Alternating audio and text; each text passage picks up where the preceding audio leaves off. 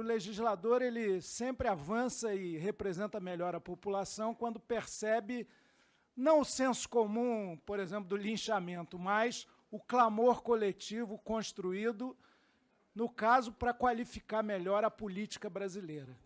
Quero dizer que o Supremo legislou em causa própria ao tomar uma iniciativa que só excluía da prerrogativa do foro por função, ou do foro por prerrogativa de função, o próprio legislativo. Então, o Senado e agora a Câmara trataram de fazer a melhor justiça, melhor que a justiça do Supremo Tribunal Federal, que, me desculpe, meu amigo pessoal de longa data, ministro Luiz Roberto Barroso. Agora sim, quando a gente reduz de 55 mil para 5 aqueles que têm prerrogativa do foro pela função que exerce, de presidente da República e vice, de presidente da Câmara, de presidente do Senado e de presidente do próprio Supremo, a gente avança. Agora, nós queremos destacar que o fim do foro não é o fim da impunidade. Talvez ele precise ser acompanhado daquilo que se clama em todas as instâncias da fruição da justiça no Brasil, a agilidade do Poder Judiciário, por óbvio, sempre respeitando o direito de defesa. Eu imagino esses milhares que agora estão sem a prerrogativa do foro especial pela função que exercem no Supremo, sobrecarregado de ações, eles, na primeira instância, poderão ter mais instrumentos de protelação, poderão ter mais possibilidades de recurso.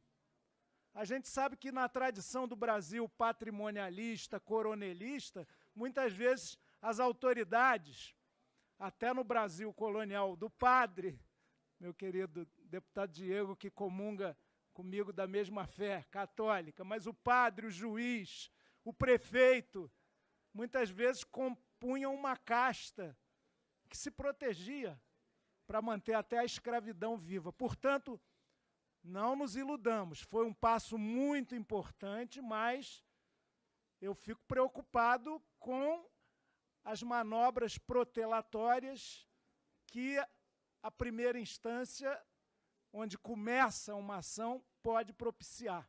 Sobretudo para quem é mais poderoso, influente.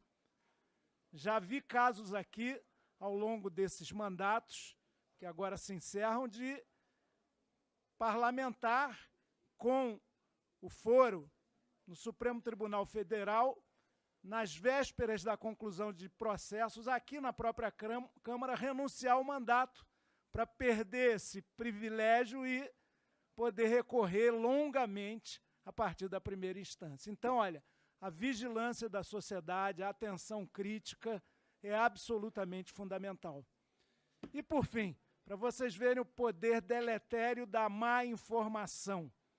E o deputado Diego já destacou isso aqui, o nosso Ivan Valente, como é do seu estilo, bravamente já fez a reclamação, mas o deputado Pedro Cunha Lima, que estava aqui do meu lado, falou: por que vocês são contra o projeto? Não estou entendendo.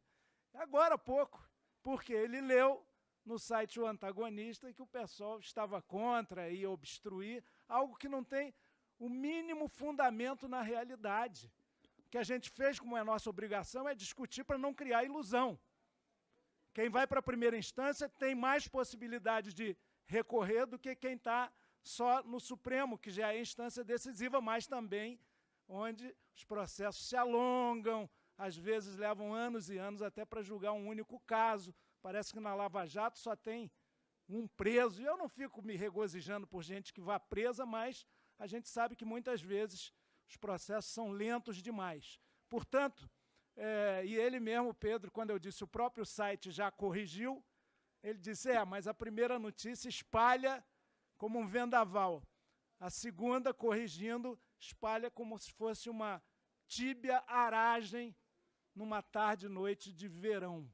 Bom, a realidade vai avançar. Acho que demos um passo importante para a garantia das instituições republicanas nesse país. Parabéns. Não tem privilégio, não é só uma categoria, uma instância dos três poderes da República que vai perder esse privilégio. São todas, isso é muito importante, mas vamos lutar sempre para fazer justiça, não injustiça, acabar com as perseguições, mas também não deixar impunidade, o corporativismo, que o Legislativo tem muito forte, o Executivo também, o Judiciário também, não deixar que isso prevaleça.